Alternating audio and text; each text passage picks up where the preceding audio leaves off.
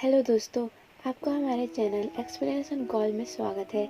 आज हम जेलब्रेट नाम की मूवी एक्सप्लेन करने वाले हैं जो 2014 में रिलीज हुआ था। मूवी की शुरुआत में हम एना नाम की एक लड़की को देखते हैं जो घर में बैठी चेलो बजा रही होती है। तभी वहाँ एना के स्टेप फादर आते हैं। वो एना के हाथ से चेलो लेकर उसे एक थप्पड़ मारते हैं और साथ ही उसका रेप करने की कोशिश करते हैं।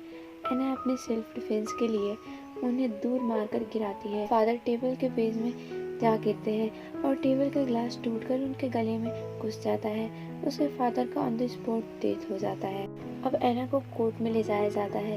एना जॉर्ज को सब कुछ बताती है, पर वही उसकी मॉम उसके खिलाफ गवाही देती है और इसी के साथ एना को 9 साल के लिए जेल में भेज दिया जाता है।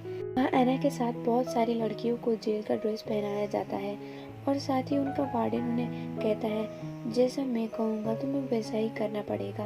एना अब अपने रूम में जाती है जहाँ पर जेनी नाम की लड़की थी। एना जेनी के साथ बात करने की कोशिश करती है, पर वो बुक पढ़ रही थी, इसीलिए वो उससे कुछ भी बातें नहीं करती है। एना को पता चलता है कि जेनी वहाँ 5 साल से रहती थी। अगली सुबह सबको एक ग्राउंड में ले जाया जाता है। एना के पास कोडी नाम की एक लड़की आती है जो एना से बात करने की कोशिश करती है। क्योंकि एना कंफ्यूज थी, वो कुछ नहीं बोलती। कोडी अपनी जेब से नाइफ निकालकर एना को डराने लगती है। वो कहती है मैं तो तुमसे सिर्फ बातें करना चाहती थी। लॉन्च के टाइम पर कोडी अपने दोस्तों के साथ एना के पास पहुंचती है और उसे तंग करने लगती है। वो एना से कहती है वो जो तुम काली लड़कियों को देख रही हो वो तुम्हारे लिए मुसीबत बन सकती है। बेहतर है कि तुम हमेशा उनसे दूर ही रहो। मुझे अकेला रहना ज़्यादा पसंद है। और इतना कहकर वो वहाँ से चली जाती है। कोडी को बहुत इंसल्टेड फील होता है। जब एना सफाई कर रही होती है, कोडी पीछे से एना को उठाकर एक रूम में ले जाती है जहाँ पर 2 लड़कियाँ एना के हाथ पकड़ते हैं और कोडी उसे बहुत मारती है। कोडी उसे कहती है अगर तुमने किसी और को मेरे बारे में बताया तो मैं तुम्हें मार डालूंगी। एना को बहुत चोट लगा था। उसे मेडिकल रूम में ले जाया जाता है। वहाँ वार्डन उसे पूछती है कि उसे इतना गहरा चोट कैसे हुआ। एना कहती है कि अंधेरे में चलने की वजह से वो गिर गई थी। उसका ट्रीटमेंट किया जाता है। वहाँ की डॉक्टर एना से बताती है कि यहाँ की लड़कियाँ बहुत बिगड़ी हुई है। साथ ही वो एना से कहती है अगर तुम्हें कोई भी दिक्कत हो तो तुम यहाँ के हेड सर यानी फ्रैंक से बात कर सकती हो। एना फ्रैंक के पास जाती है। फ्रैंक एना से उसकी चोट के बारे में पूछता है, फिर भी एना उसे कोडी के बारे में नहीं बताती है। फ्रैंक एना से कहता है अगर तुम मेरे साथ रिलेशन में रहोगी तो मैं तुम्हें सबसे बचा सकूंगा। एना इस बात से अपसेट होकर वहाँ से अपने रूम में चली जाती है और रोने लगती है। तभी जेनी पहली बार एना से बोलती है। वो एना से पूछती है क्या तुम्हारे साथ भी फ्रैंक ने बदतमीजी की। एना कहती है हाँ। जेनी एना से कहती है कोडी मुझे भी तंग किया करती थी और जब मैं फ्रैंक के पास गई उन्होंने मुझे भी वही ऑफर दिया, पर मैंने रिफ्यूज़ कर दिया।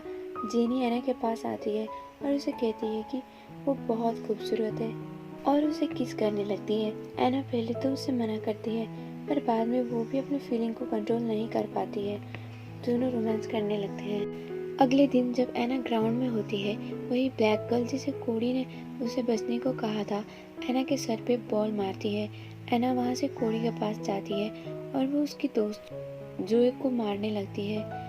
वहाँ वार्डन आ जाता है। कोडी एना से खुद को अच्छे से इंट्रोड्यूस करती है। वो एना को अपने रूम में ले जाकर कहती है हमें इस ब्लैक गर्ल को पीटना होगा। एना वहाँ से उस ब्लैक गर्ल के पास जाती है और उसे बहुत पंचेस मारती है। वहाँ वार्डन आता है और वो एना को कोल्ड रूम में कपड़ों के बिना बंद कर देता है। वार्डन उसके बाद एना को फ्रैंक के पास लेकर जाता है। वो एना से कहता है मैं तुमसे प्यार करता हूँ, इसीलिए एक हफ्ते की वजह मैंने तुम्हें सिर्फ 2 दिनों के लिए कोल्ड रूम में बंद कर दिया था। वो एना से कहता है अगर तुमने मेरे साथ सेक्स नहीं किया तो मैं तुम्हें 1 महीने के लिए कोल्ड रूम में बंद कर दूंगा। एना को मजबूरन फ्रैंक के साथ सेक्स करना पड़ता है। अगले सीन में हम एना को कोडी और उसके दोस्तों के साथ देखते हैं। कोडी एना के शोल्डर पर टैटू बनाती है और उसे अपनी टीम में वेलकम करती है। कोडी एना को ड्रग्स देती है और साथ ही दोनों यहाँ इंटीमेट होने लगते हैं। उन्हें इंटीमेट होते जोए देखती है और वो बहुत गुस्सा होती है, पर कोडी उसे वहाँ से भेज देती है। उसी दिन एना की मॉम उसे मुलाकात करने के लिए आती है। एना अपने मॉम से अभी भी कह रही होती है कि उसके डैड बचपन से उसका रेप करते आ रहे हैं एना की मॉम फिर से गुस्सा हो जाती है और वो एना को थप्पड़ मारते हुए कहती है, भले ही वो तुम्हारे स्टेप फादर है पर वो बहुत नेक इंसान थे। और फिर एना की मॉम वहाँ से चली जाती है। अगले दिन वही ब्लैक गर्ल नाइफ लेकर एना को मारने के लिए आती है। इससे पहले कि वो एना पर हमला करती, एना उसे बहुत पीटती है। उसे एक दफ़ा और फ्रैंक के पास ले जाया जाता है। फ्रैंक एना से कहता है, मैंने देखा था, पहले तुमने उसे मारा था। अगर तुम फिर से बचना चाहती हो तो तुम्हें मेरे साथ फिर से सेक्स करना होगा। वो एना को ड्रग देता है जिसकी वजह से एना होश खो बैठती है। फ्रैंक उसके साथ सेक्स करने लगता है। अब एना जेनी के पास जाती है, उससे झगड़ा करने लगती है। वो अब कोडी के पास जाती है और उसे ड्रग्स देने को कहती है। कोडी उसे फाइट करने लगती है क्योंकि वो नहीं चाहती थी कि उसके कोई टीम मेंबर भी ड्रग्स एडिक्ट हो। एना अकेले ही टहलते टहलते दो लड़कियों के पास पहुंचती है जो ड्रग्स ले रही थी। एना उनको पैसा देकर ड्रग्स लगवा लेती है। वो अब रोजाना उन लड़कियों के पास जाया करती थी और ड्रग्स लिया करती थी। एना ने अपने हाथ पे डेट लिखकर खरोच बनाया था क्योंकि वो अब मरना चाहती थी। आती है और तभी वो ब्लैक लड़की उसके सामने से गुजर रही होती है। तभी एना उसे फिर से पीटने लगती है। इस बार वो उस ब्लैक गर्ल को बिल्कुल भी नहीं छोड़ती और बहुत पीटने लगती है। अब वहाँ वार्डन के साथ इमरजेंसी टीम मेंबर भी आते हैं। एना को इस बार बहुत दिनों के लिए कोल्ड रूम में बंद कर दिया जाता है। जब एना वहाँ से बाहर आती है, जेनी उसे ड्रग्स लेने से मना करती है पर एना कोई रिस्पॉन्स नहीं देती है। कोडी एक बार फिर से एना के पास आती है और उसे ड्रग लेने से मना करती है। कोडी अब एना से प्यार करने लगी थी। इसी बीच एना जोरों से चिल्लाने लगती है। वहाँ पर वार्डन आ जाता है।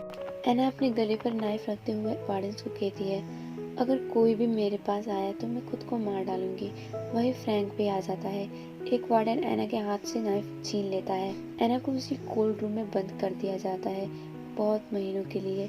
इस बार फ्रैंक भी उसे बाहर नहीं निकालता है। एना उस रूम में बैठी बहुत चिल्लाती है पर कोई भी उसकी बात नहीं सुनते हैं। एक दिन जब एना को खाना सर्व किया जाता है, वो उस प्लेट को तोड़कर अपने हाथों के नसें खुरचने लगती है। जैसे एना को हॉस्पिटल ले जाया जाता है।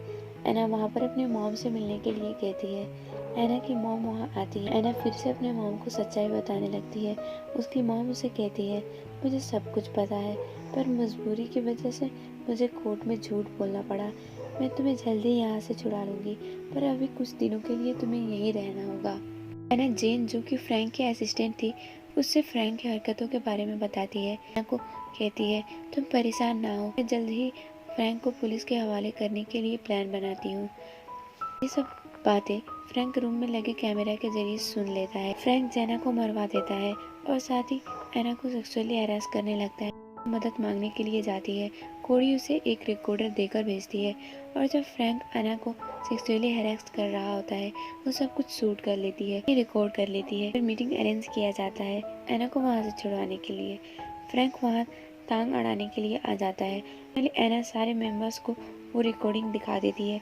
फ्रैंक उस वीडियो को डिलीट करने की कोशिश करता है पर मेंबर्स उसे रिकॉर्डर छीन लेते हैं। तरफ फ्रैंक को जेल जाने का सुनवाई होता है, साथ ही एना का रिहाई होता है। वो जेनी और कोडी को थैंक्स बोलकर वहाँ से चली जाती है। एना जेल में पूरी 1 साल रही थी। उसे 1 साल के बाद बेगुनाह साबित किया गया था। ये मूवी इसी सीन पर एंड हो जाती है। आई होप आपको ये वीडियो पसंद आया हो। ऐसे ही एक्सप्लेनेशन वीडियो के लिए हमारे चैनल को सब्सक्राइब करें।